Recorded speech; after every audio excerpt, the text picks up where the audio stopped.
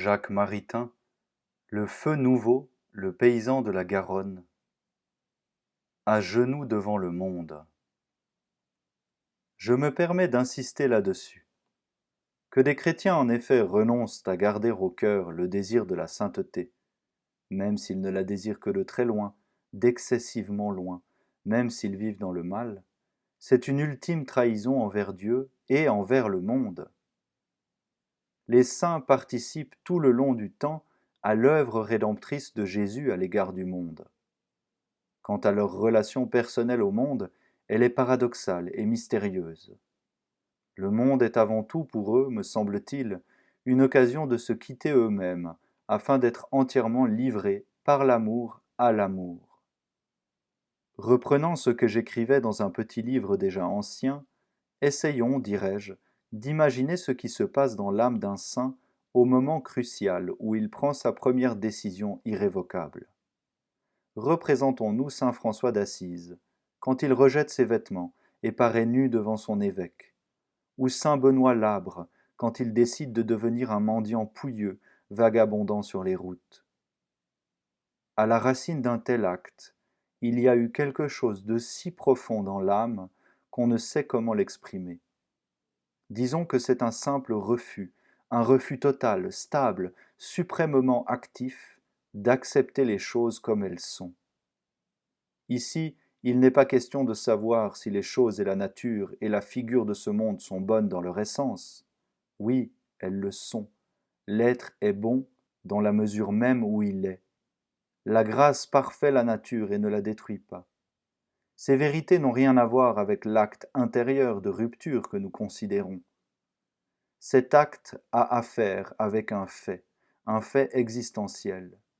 Les choses comme elles ne sont pas tolérables.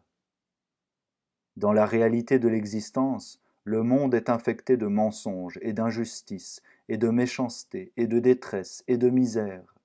La création a été gâchée par le péché, à un tel point que dans le fond du fond de son âme, le saint refuse de l'accepter comme elle est. Le mal, j'entends la puissance du péché et l'universelle souffrance qu'elle entraîne, le mal est tel que la seule chose qu'on ait sous la main pour s'y opposer totalement d'un coup, et qui enivre le sein de liberté, d'exultation et d'amour, est de tout donner, tout abandonner, et la douceur du monde, et ce qui est bon, et ce qui est meilleur, et ce qui est délectable et permis, et avant tout soi-même, pour être libre d'être avec Dieu.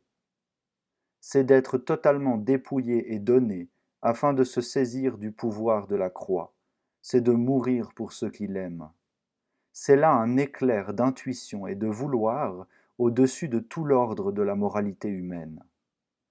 Une fois qu'une âme d'homme a été touchée au passage par cette aile brûlante, elle devient partout étrangère.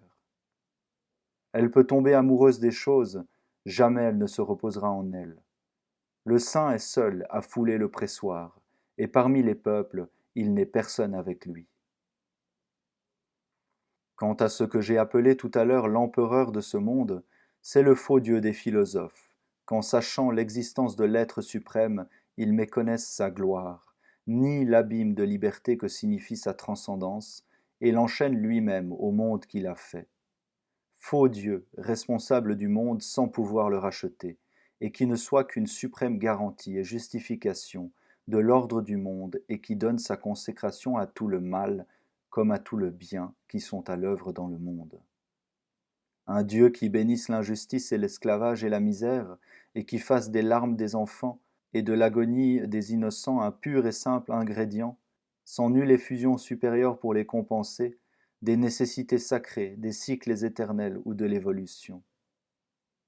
Un tel Dieu serait bien l'unique être suprême, mais changé en une idole, le Dieu naturaliste de la nature, le Jupiter de ce monde, le grand Dieu des idolâtres, des puissants sur leur siège et des riches dans leur gloire terrestre, du succès sans loi et du pur fait érigé en loi.